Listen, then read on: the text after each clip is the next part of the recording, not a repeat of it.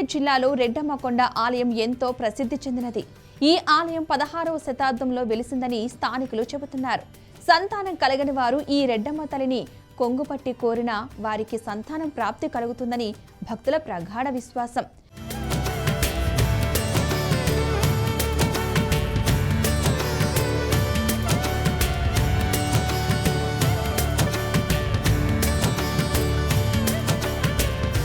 సంతానం కలగని వారికి దిగువ తొట్లవారిపల్లెలో అమ్మవారి ఆకుపసరు మందిస్తారు.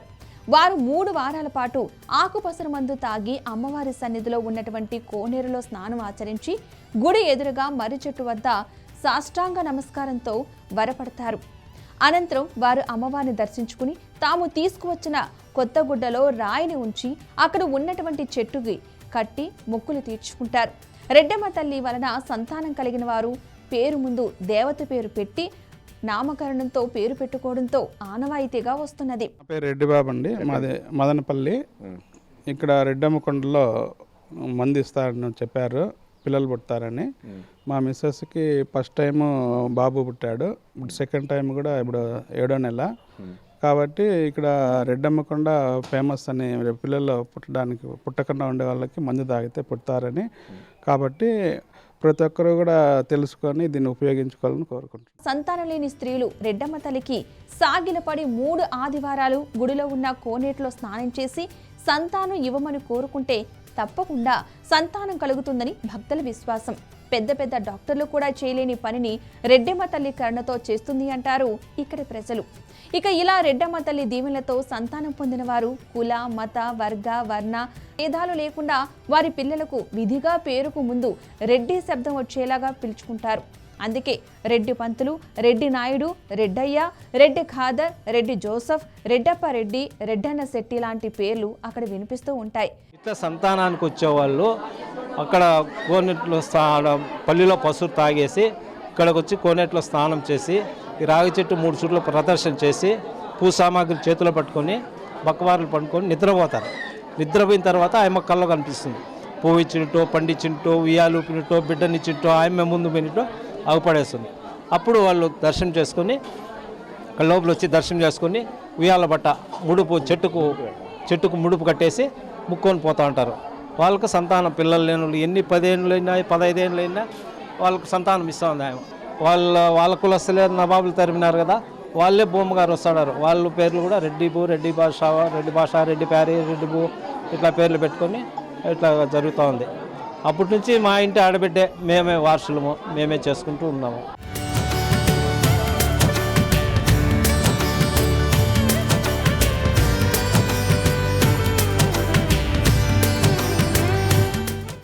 ఎల్లంపల్లిలో రామిరెడ్డి అనే మోతుబరి రైతు, ఆయన భార్య నాగమ్మ పేదలను ఆదరించి ఆదుకుంటూ ఉండేవారు. వారికి 2 కుమారులు, ఒక అందాల భరణే అపరంజి బొమ్మ అయిన కూతురు ఉండేది. ఆమె పేరే రెడ్డమ్మ. చిన్నప్పటి నుంచి ఆ గ్రామ ప్రజలంతా రెడ్డమ్మను చాలా ప్రేమగా, గౌరవంగా చూసుకుంటూ ఉండేవాళ్ళు.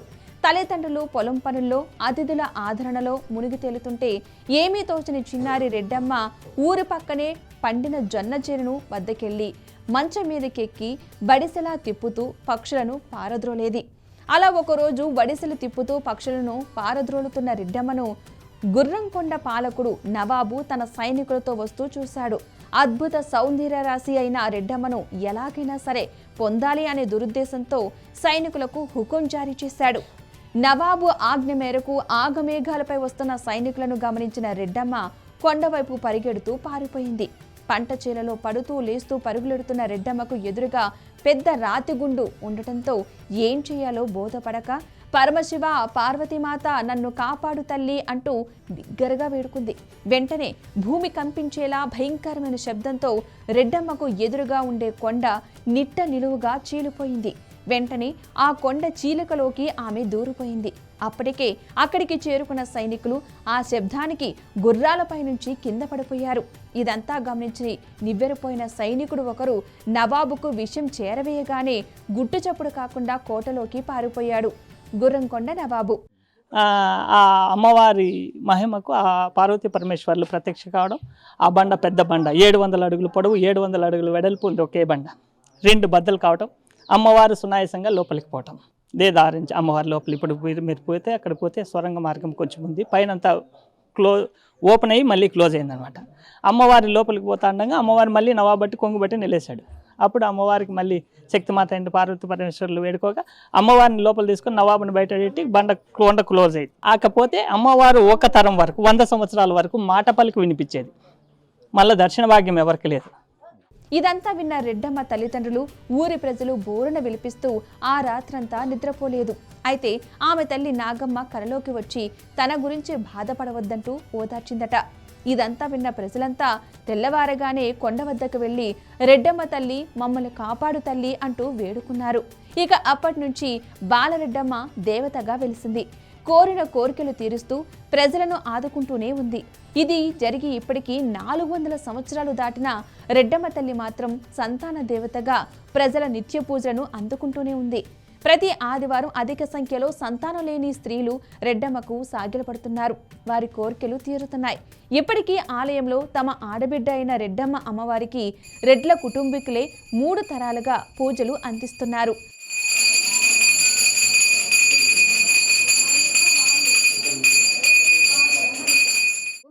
ఇక్కడికి వచ్చి ఆయుర్వేదిక్ మందు ఇస్తాం. పల్లెలో ఫస్ట్ వచ్చినప్పుడు 3 వారాలు రమ్మని చెప్తాము. పల్లెలో మందు దాగి కోనేరు దగ్గరికి, కొండ దగ్గరికి వచ్చి కోనేట్లో స్నానం ఆచరించి, రావి చెట్టు ఉంది అక్కడ 3 చుట్లు ప్రదర్శన చేసి వరపడి అమ్మవారు ఏదో ఒక రూపంలో కనబడుతుంది. ఆ తర్వాత నిద్ర లేచి కొబ్బరికాయ కొట్టించుకొని అమ్మవారి దర్శనం చేసుకొని, కుంకుమ పెట్టుకొని, తీర్థం తీసుకొని, ప్రసాదం తీసుకొని అక్కడ ఒక క్లాత్ ఇస్తారు. అది ముడుపు కట్టేసి 3 ఊపులు ఊపేసి వెళ్తారు. ఇట్లా 3 వారాలు చేస్తారు. మేమైతే ఆయుష్ మందు పల్లెలోనే ఇస్తాము. గుడి దగ్గర గుండ్లు తీయడము, మిగతా కార్యక్రమాలు గుడి దగ్గర చేస్తారు. తమిళనాడు, కర్ణాటక, తెలంగాణ, మొత్తం ఆంధ్ర 4-5 రాష్ట్రాల మింట వస్తారు. రెడ్డమ్మ దేవత బ్రహ్మోత్సవాలు ప్రతి ఏటా దసరా నవరాత్రుల్లో భాగంగా అత్యంత వైభవేతంగా జరుగుతాయని, రెడ్డమ్మ అమ్మవారిని వేల సంఖ్యలో భక్తులు దర్శించి తమ మొక్కులు తీర్చుకుంటారని ఆలయ కార్యనిర్వహణాధికారిని మంజులా గారు తెలిపారు. ముఖ్యంగా అమ్మవారికి దసరా నవరాత్రులు అత్యంత వైభవంగా 10 రోజుల పాటు ఇక్కడ నిర్వహించడం జరుగుతుంది.